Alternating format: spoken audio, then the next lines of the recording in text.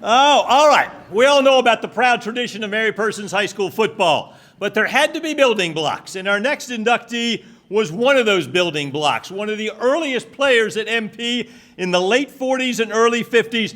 You had to be tough to play football because they didn't wear face masks back then. And I'm pretty sure the helmet wasn't a whole lot either.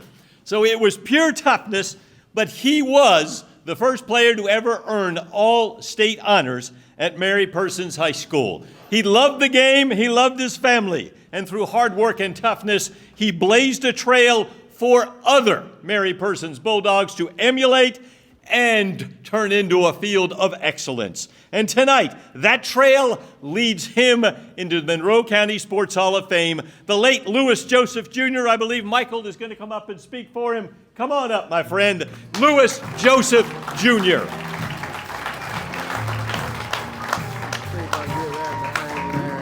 Yeah, perfect.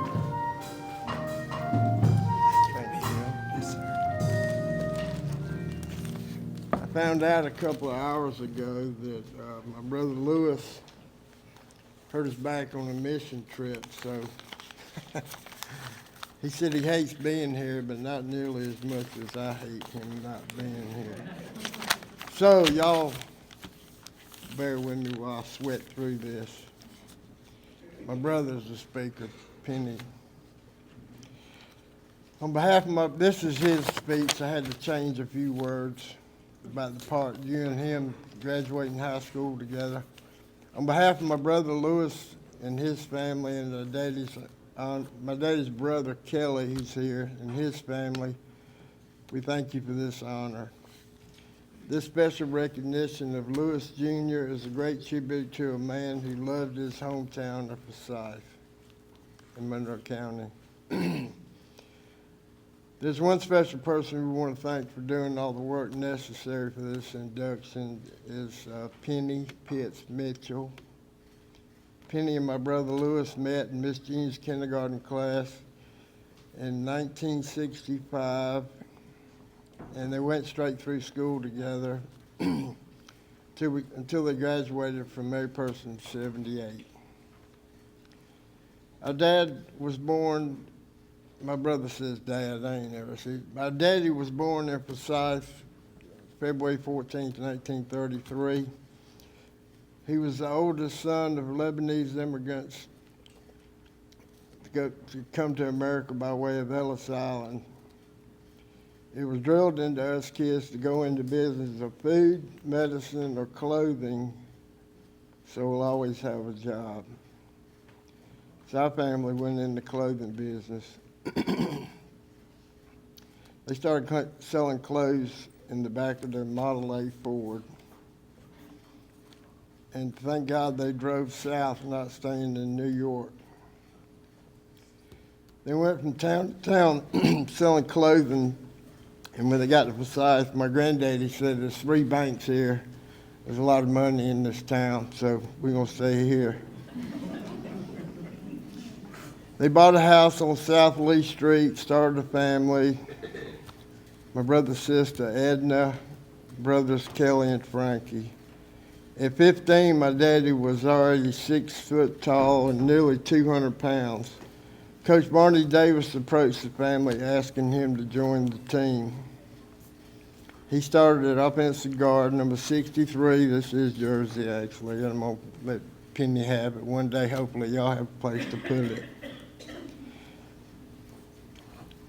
He was chosen for the All-State team at age 16 in 1949. Played offensive tackle the following year.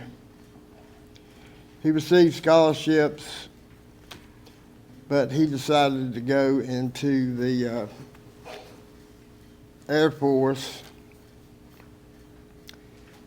The Korean War started in the summer of 1950. In 1952, our daddy enlisted in the Air Force for 4 years. He trained in Texas and was stationed in Wyoming. When the war ended in 1953, he received a hardship honorable discharge so he could come home and help with the business. 1959, he married our mama, Marion Gore from Macon. Well, she had my brother and I, Louis the third, and his son's Louis the fourth, so we'll see if it keeps going. Our dad was a great father. He never met a stranger. He could talk and sell clothes to anyone. He always had a smile on his face, and he loved the Mary Persons Bulldogs. One of his best friends in the world was Coach Dan Pitts. They teased each other constantly. A lot of people don't know Coach Pitts had a good sense of humor. I got to see that. And this is the same man that made me run 250 miles for getting caught drinking in high school. Yes, boys, 5 miles a day for 50 days. One of Coach Pitt's favorite tricks was when my dad used to go to yard sales. Coach Pitts told me back in the 60s they had some trouble at school. So he lined all the boys up and collected all their pocket knives. He said he saw his neighbor was having a yard sale. So he picked through that box of pocket knives and picked out the best ones and wrapped a rubber band around them, put a tag on it, 50 cents. He went in and told the neighbor, Louis Jones is going to be over here in a little while. Tell him that them pocket knives were already bought. I know my daddy probably would have tried to get it for a quarter.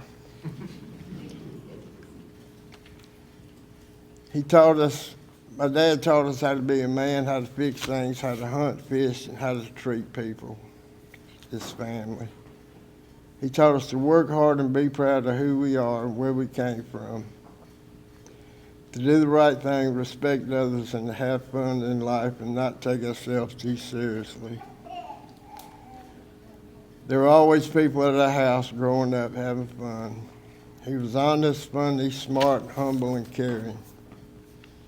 He loved Jesus and taught us to do the same. I have no doubt he's in heaven with Coach Pitts, Marion Dorner, showing Unc Kendrick around. I know they're having a good time playing cards. In closing, thank you for this honor and recognition of our father in the Forsyth Monroe County Sports Hall of Fame. May God bless you all.